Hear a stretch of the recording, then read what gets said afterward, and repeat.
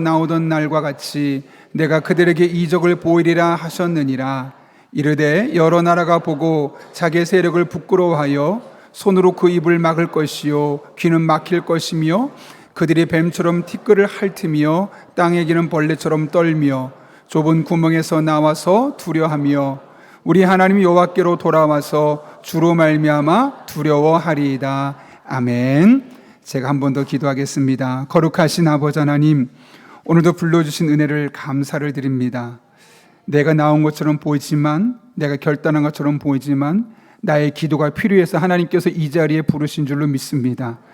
그 부르심을 따라 오늘 나아가길 원하오니 아무리 오늘 피곤했어도 말씀 듣는 이 시간 우리의 정신이 또렷해지게 도와주시고, 선포되는 말씀이 복잡해 보여도 내게 주시는 말씀으로 들려지게 하시고, 이로 말미암아 나의 삶을 바꾸신 하나님 만나는 복된 시간 되게 하여 주옵소서. 특별히 하나님 앞에 여러 가지 기도 제목 가지고 나와서 예물드린 손길들을 일일이 기억해 주시옵고, 그들의 기도 제목을 보시고 들으시고 바꾸어 주옵소서.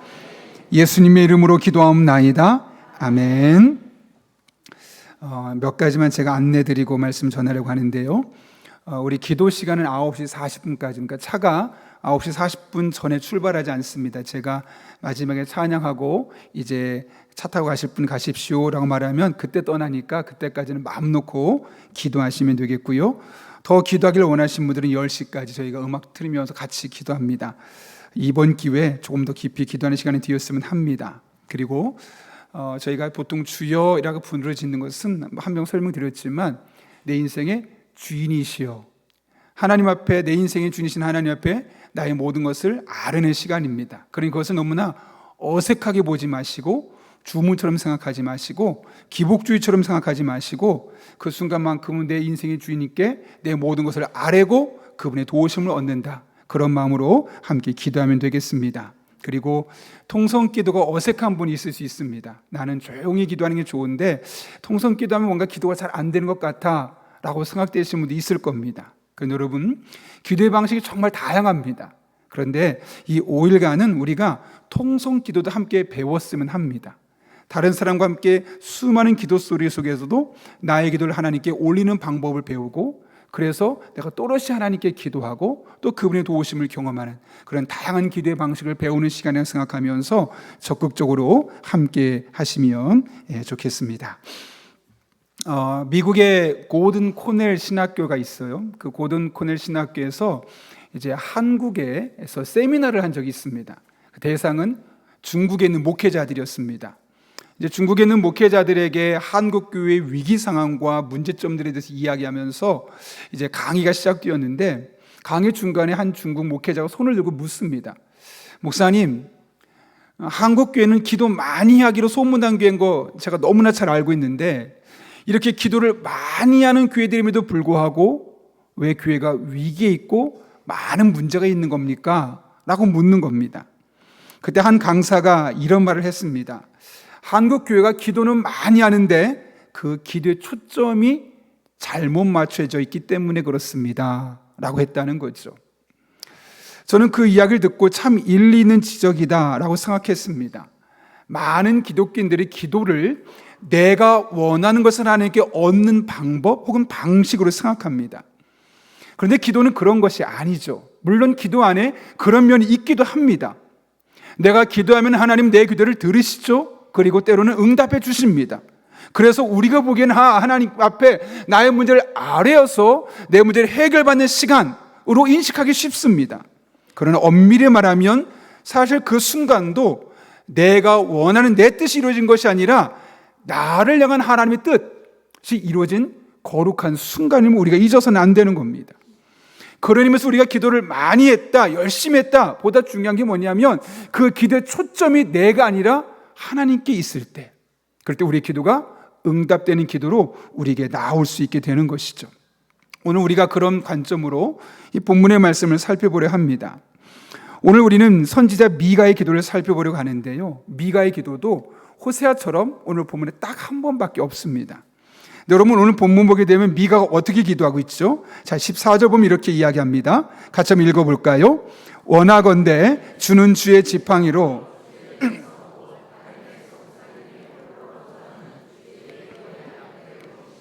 그들을 옛날같이 바산과 길르앗에서 먹이시옵소서. 아멘. 여기 보면 두 가지 상황이 나옵니다. 하나는 지금 이스라엘 백성이 처해 있는 상황입니다. 미가는 뭐라고 말하냐면 이스라엘의 현실을 보면서 갈멜 속 삼림에 거주하고 있습니다 라고 이야기합니다. 갈멜산의 삼림은 나무가 무성하고 우거져 있습니다. 그래서 사람이 그곳 한번 들어가면 길을 잃을 만큼 아주 촘촘하죠. 그러다 보니까 사람이 드나드는 길이라기보다는 수시로 들짐승이 드나드는 아주 위험한 장소입니다. 그런데 지금 이스라엘 백성들이 바로 그런 갈멜산 속에 있는 삼림에 쫓겨났다는 겁니다. 이것이 지금 이스라엘 백성들이 겪고 있는 현실입니다. 우리가 있어야 될 곳에 있지 않고 멀리 쫓겨나고 있는 그런 모습을 이야기하고 있는 거죠. 그런데 또 하나의 상황이 나오죠. 그것은 미래에 대한 미가의 기대사항입니다. 오늘 계속되는 말씀 보면 그들을 옛날같이 바산과 길르앗에서 먹이시옵소서라고 이야기합니다. 여기 바산과 길르앗은 기름지고 풍요롭고 안전한 들판을 의미합니다. 따라서 오늘 14절의 기도를 한마디로 말하면 지금 미가는 지금 이 어려운 상황을 가장 좋았던 때로 바꿔주십시오, 변화시켜 주십시오 라고 기도하는 것과 같다는 것이죠. 여러분, 사실 우리가 뭔가 바꿀 필요가 있을 때, 변화가 필요하다고 느낄 때는 얼마든지 우리의 능력으로, 우리의 노력으로 바꿀 수 있습니다. 지혜를 모으고 사람의 몸을 힘을 합하게 되면 곤란한 상황도 헤쳐나갈 수 있죠. 그런데 오늘 본문을 보게 되면 미가는 그 문제를 스스로의 능력으로 풀어가기보다는 하나님 앞에 기도로 풀어가고 있음을 보게 됩니다. 사실 제가 이 기도회를 하면서 마음에 큰 부담이 있었습니다.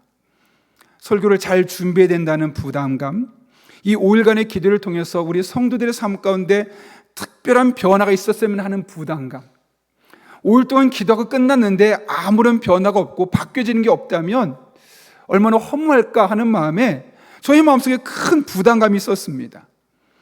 하루 이틀 버티고 3일째 되는 날은 설교문이 안 써지는 겁니다. 오늘 설교 잘해야 되는데, 그래서 우리 성도들의 마음에 은혜가 되고 그 말씀 붙들고 하나님께 간절히 기도해서 목사님, 하나님 앞에 말씀 붙들고 기도했더니 이런 변화가 있었습니다, 이렇게 내 인생이 바뀌었습니다, 그런 간증이 있었으면 하는데 그런 부담감이 있다 보니까 머리가 너무 복잡한 거예요. 그러니까 설교문이 안 써지고 너무 어렵더라고요. 사실 올라오기 전에도 아내한테 계속 얘기했습니다. 여보, 왜 이러지? 내가 설교를 이상하게 쓴 것 같아. 이렇게 하면 은혜가 안 될 것 같아. 어떡하지? 계속 우왕좌왕했습니다. 그런데 문득 그런 마음을 주시더라고요. 야, 너 지금 설교 이번 기도의 주제가 뭐니? 바꾸시는 하나님이잖아. 너 왜 그런 생각 갖고 있는 거야? 너의 생각을 바꿔. 그리고 그것을 나한테 기도해. 너희가 지금 하고 싶은 게 하나님 앞에 기도해서 너희 상황을 바꾸고 삶을 바꾸고 생각을 바꾸기 원해서 지금 기도하는 거잖아. 너부터 생각을 바꿔야 되지 않겠니? 그런 마음을 주시는 거예요. 그래서 하나님 앞에 제가 기도했어요. 하나님, 저의 생각을 바꿔주시옵소서. 저의 설교 원고도 바꿔주시옵소서. 원고를 바꾸지 않고 올라왔습니다. 그런데 바뀌고 있습니다. 여러분, 우리가 상황을 바꿀 수 있는 것들은 참 많아요. 그런데 우리 상황을 바꿀 수 있는 가장 강력한 힘은 어디에 있을까요? 하나님 앞에 나와 기도하는 겁니다. 여러분의 삶에 어떤 문제가 있는지는 그렇게 중요하지 않아요. 그 문제가 얼마나 오래되었는지 그렇게 중요하지 않아요. 하나님께 가지고 와서 바꿔달라고 하는 겁니다. 여러분의 생각에 문제가 있다면 그 생각을 바꿔달라고 하는 것이고, 여러분의 힘으로 풀어낼 수 없는 문제가 여러분의 삶에 산적해 있다면 그 문제를 바꿔달라고 하나님께 기도하는 겁니다. 오늘 미가가 기도했던 것처럼, 하나님, 우리가 갈멜산 숲에서 쫓겨나 있습니다. 예전처럼 가장 좋았던 그때처럼 우리 인생을 바꾸어 주시옵소서. 이것이 저와 여러분의 기도가 될 수 있기를 바랍니다. 하나님, 그 기도를 들으시고 저 여러분의 삶을 바꾸어 주실 것입니다. 미가는 하나님 앞에 지금 현재 상황을 바꿔달라고 기도하고 있습니다. 그런데 어떻게 그렇게 미가는 기도할 수 있었을까요? 오늘 본문은 두 가지를 이야기하는데, 첫 번째로는 그가 하나님을 자신의 목자로 믿었기 때문에 그렇습니다. 오늘 14절 말씀 다시 한번 보면 이렇게 되어 있습니다. 원하건대 주는 주의 지팡이로 주의 백성 곧 갈멜 속 살림에 홀로 거주하는 주의 기업의 양떼를 먹이시되 그들을 옛날같이 바산과 길르앗에서 먹이시옵소서. 미가가 하나님 앞에 기도하는데, 하나님 도와주세요, 문제를 해결해 주세요, 바꿔주세요라고 기도하지 않고 먹여주세요, 먹여주세요 두 번이나 걸쳐서 먹여달라고 기도하고 있습니다. 여러분, 왜 이렇게 그가 기도하는 걸까요? 뒤에 중요한 표현이 나오는데요, 이스라엘이 하나님 앞에 지금 주의 기업의 양떼이기 때문이라는 거죠. 미가는 지금, 하나님, 저는 하나님 앞에 양입니다. 그런데 그런 양이신 우리 앞에 하나님은 목자시잖아요. 그러니 목자이신 하나님께서 양떼인 우리 형편을 누구보다 잘 알고 계시니 우리를 도와주십시오 라고 기도하고 있는 겁니다. 그 당시 문화에서 목자는 양의 음식을 책임져야 되는 그런 책임과 의무가 있었습니다. 당연한 것이었죠. 그래서 미가는 하나님 앞에 나가 기도하면서, 하나님 목자시잖아요, 그럼 제 인생 책임져 주셔야 되잖아요, 담대하게 기도할 수 있었던 겁니다. 제발 도와주세요. 오히려 그렇게 비굴한 모습을 가는 것이 아니라, 하나님은 제 인생의 목자시잖아요, 저는 양이잖아요, 그러니 목자신 하나님 내 인생 책임져 주십시오, 내 인생 바꿔주십시오, 그렇게 담대하게 나갈 수 있었던 거죠. 저는 그 목자이신 하나님 생각할 때마다 떠오르는 그림이 하나 있어요. 어떤 그림이냐면, 양을 목자가 이렇게 안고 가는 그림이에요. 아마 여러분 한 번쯤 보신 기억이 있을 겁니다. 양이 길을 가다가 다친 거죠. 그 다친 양을 목자가 친히 안고 가는 겁니다. 사실 우리들의 머릿속에 목자와 양의 이미지가 좀 이상합니다. 왜냐하면 우리는 목자와 양 그러면 왠지 가축과 그 가축을 키우는 주인, 이런 느낌입니다. 그래서 그 주인이 왠지 어려운 느낌이죠. 이스라엘 백성들의 목자는 그런 존재가 아닙니다. 양을 하나를 조금만 다쳐도 가슴에 품고 안아가는, 양이 배고파하면 그것을 견디지 못하고 먹을 것을 책임져 주는, 심지어 밤에 들짐승이 그 양을 잡아먹을까 봐 본인 친히 문이 되어서 문을 지키는, 자기 생명을 걸고 지키는 그런 존재가 목자였던 거죠.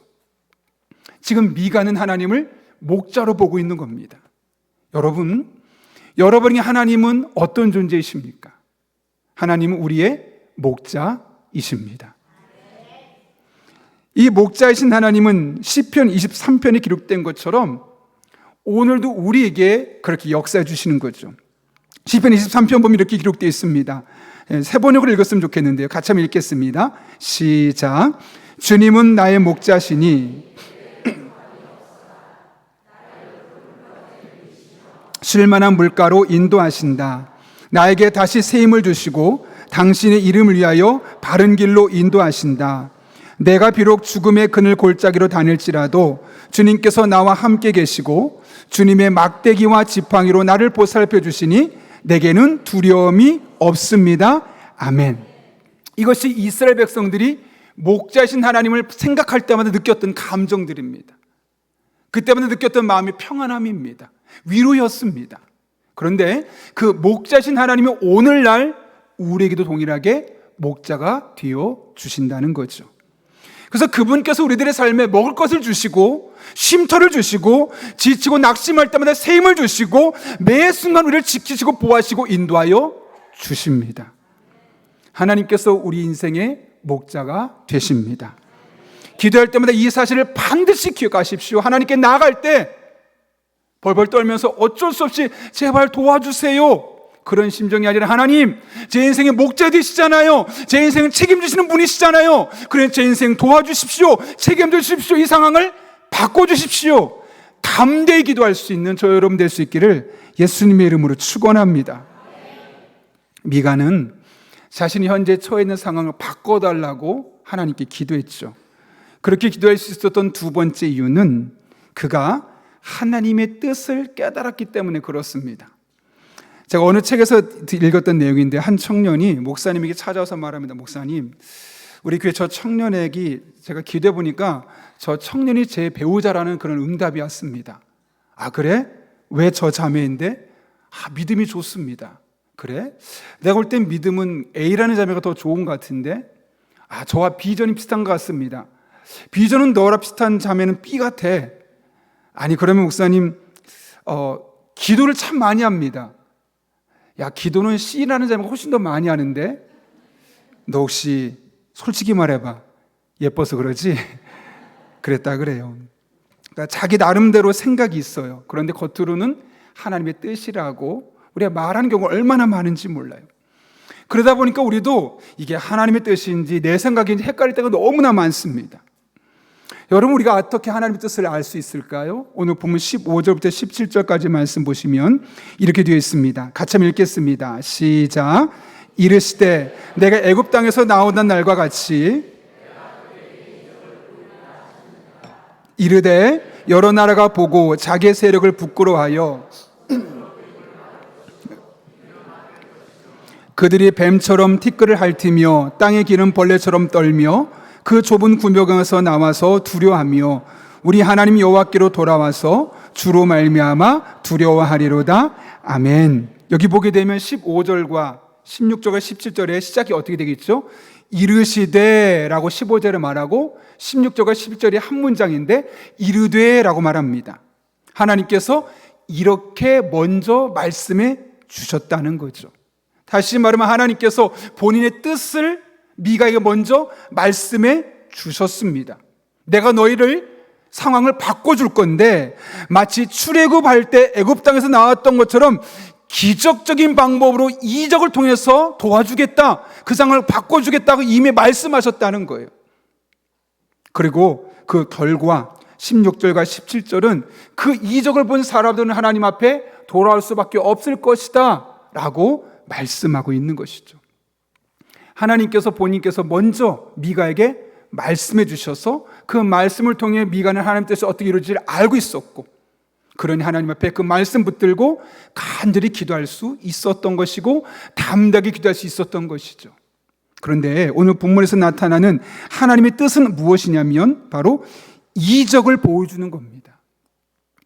여러분, 여기서 말하는 이적은 히브리어로 팔라라는 단어입니다. 초자연적인 능력입니다. 자연계에서는 접할 수 없는, 그냥 물리적인 상황으로는 볼 수 없는 그런 압도적이고 놀란 하나님의 능력이 나타난 것을 일컬어 팔라라는 이야기를 하게 되는데, 이 단어가 구약에서 여러 번 사용됐어요. 그중에 첫 번째가 뭐냐면, 잘 아시는 것처럼 아브라함의 아내 사라에게 생리가 끊어졌죠. 그러니까 아이를 가질 수 없는 상황입니다. 근데 하나님께서 그녀에게 아들을 약속하시죠. 창세기 18장 14절에서 팔라라는 단어가 쓰여 있습니다. 그러니까 하나님께서 사라에게 베푸셨던 그 기적은 도무지 아이를 가질 수 없는 상황이었는데 하나님께서 기적을 베풀어 주셨다는 거죠. 또 하나가 출애굽기 3장에 쓰여져 있는데요, 하나님께서 이스라엘 백성들을 구원하시기 위해서 출애굽하실 때 애굽 땅에 10가지 재앙을 내리셨습니다. 그런데 그 모든 10가지 재앙은 사람이 만들어낼 수 없는 재앙이었습니다. 그 10가지 재앙을 내리실 때 베푸셨던 그 이적을 일컬어 오늘 팔라라고 이야기한다는 거죠. 이외에도 하나님께서 사람이 쉽게 기대할 수 없는 초자연적인 능력, 이런 일이 정말 가능할까? 에이, 어렵겠지 라고 생각할 수 있는 초자연적인 능력이 나타날 때마다 팔라라는 단어를 썼는데 오늘 본문이 바로 그렇다는 겁니다. 내가 너희들의 삶에 이적을 베풀어서 초자연적인 능력을 통해서 환경을 완전히 바꾸어 주겠다, 변화시켜 주겠다. 그 말씀을 이미 들었던 겁니다. 그 하나님의 뜻을 먼저 깨달았던 겁니다. 그러니 그 하나님의 뜻을 붙들고 그 말씀을 붙들고 그가 기도할 수 있게 되었던 것이고, 그 말씀을 따라 하나님께서 놀라운 능력을 베푸실 결과가 16절과 17절에 기록되어 있는 것이죠. 제가 얼마 전에 한 젊은 부부와 함께 나눴던 이야기인데요, 사실 제가 전에 있던 교회에서 한 권사님을 위해서 많이 기도했던 적이 있습니다. 권사님이 자녀가 아이가 너무 안 생기니까 저에게 찾아오셔서 목사님 기도 좀 해달라고 부탁을 했고, 그 교구 권사님의 이야기를 듣고 나서 권사님 기회가 되면 따님 한번 오라고 하시죠. 사실 그 권사님의 따님은 제가 있던 교회에서 꽤 거리가 멀었습니다. 남대문 쪽에 있는 교회인데, 그러다 보니까 그 교회를 다니고 있었는데 한번 오라고 했더니 이제 어머니가 가자 기도하러 가자 해서 왔습니다. 제가 이제 기도하려고 하는데 하나님 주시는 마음이 한나의 마음을 주시는 겁니다. 한나가 하나님 앞에 간절한 마음으로 기도했을 때 그에게 아이를 가질 수 없었던 그 태를 막았던 하나님이 태의 문을 열어주셔서 아이를 갖게 하셨잖아요. 그런 마음을 주셔서 하나님, 이 귀한 딸에게 하나님이 예비하신 생명기 잉태케 하시고 이것이 귀한 딸에게 한나처럼 간증거리가 되게 해 주십시오. 정말 그런 마음으로, 그런 믿음이 있어서 간절히 기도했습니다. 딱 끝나고 나서 그 딸을 봤는데 시큰둥합니다. 목사님, 제가 6년 넘게 7년 넘게 아이가 안 생겼는데 지금 기도한다고 될까요? 그런 마음이 있죠. 그게 너무 보이는 겁니다. 기도가 나는 너무 민망하더라고요. 도대체 내가 왜 기도했을까? 그리고 나서 갔습니다. 그리고 한 달, 두 달쯤 되었을까? 갑자기 권사님 또 찾아오셨어요. 왜 그러시냐고 했더니 목사님, 그날 기도하고 나서 아무 일도 없었는데 갑자기 딸이 목사님한테 찾아와서 같이 기도하고 싶은 마음이 생긴다고, 혹시 다시 목사님 찾아와서 기도해도 되겠냐고 묻는 겁니다. 제가 뭐라고 했을까요? 또 그럴까봐 안 돼요 라고 하고 싶었지만 오라고 하시죠. 그래서 왔습니다. 그래서 그 딸을 앉혀놓고, 사이랑 앉혀놓고 기도했어요. 똑같은 기도했습니다. 하나님, 이 딸에게 한나와 같은 은혜를 주셔서 하나님의 은혜를 구하며 기도할 때 이 딸에게 아이가 잉태케 도와주셨고 이것이 이 딸에게 간증거리가 되게 해주십시오. 똑같이 기도했는데 딸의 표정이 같았을까요? 달랐을까요? 180도 다른 거예요. 아멘 하는 거예요. 그러면서 하는 말이, 사실 여기 오게 된 게 본인이 먼저 가자고 했다는 거예요. 처음에 목사님께 2달 전쯤에 기도하고 났을 때는 그런 일이 뭐 기도한다고 돼?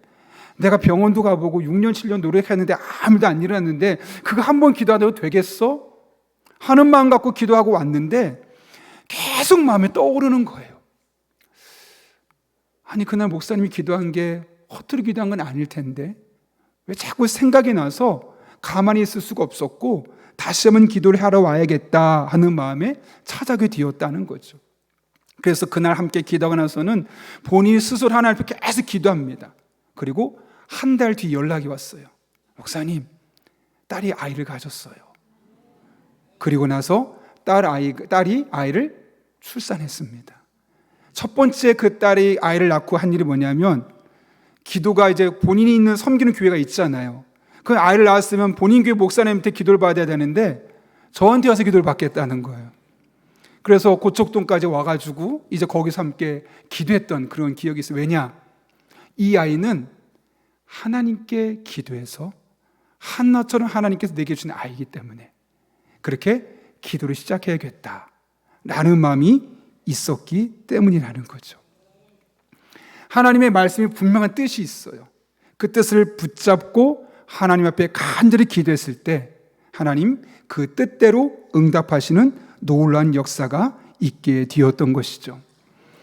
성경을 보게 되면 기독교 역사는 하나님의 뜻을 두 가지로 분류합니다. 하나는 이미 밝혀진 하나님의 뜻, 그리고 감추어진 하나님의 뜻이란 이 두 가지로 분류해요.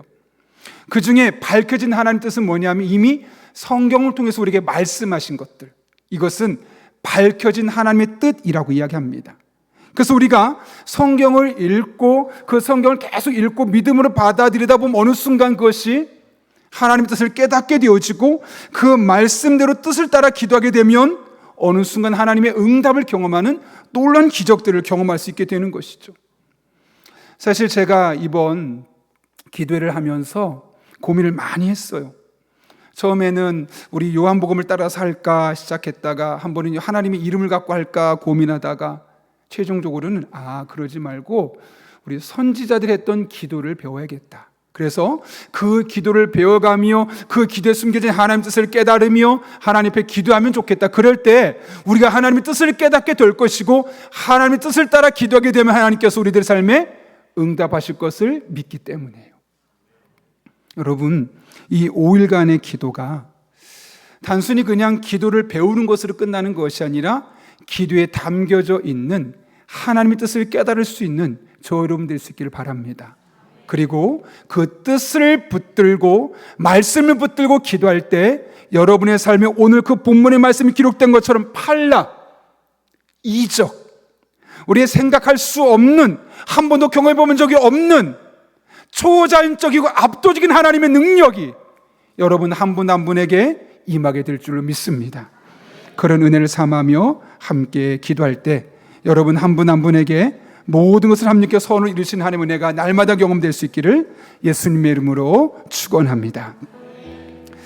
이 시간 그 하나님 앞에 우리가 한번 결단하며 찬양하고 기도하려 합니다. 여러분, 우리가 이 세상에 존재하는 것은 하나님께서 우리를 만드셨기 때문입니다. 그래서 그분은 우리를 누구보다 잘 알고 계시고, 그래서 우리가 눈물을 흘릴 때 눈물을 닦아주시고, 삶에 꼬여있을 때 그 문제를 풀어주시는 분이십니다. 그 하나님 앞에 이 시간 믿음으로 고백하며 함께 먼저 찬양하겠습니다. 나를 지으신 주님,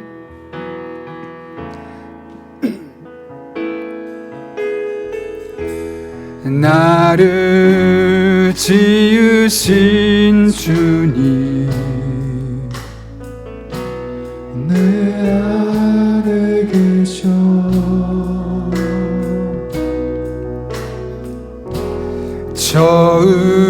처음부터 내 삶은 그의 손에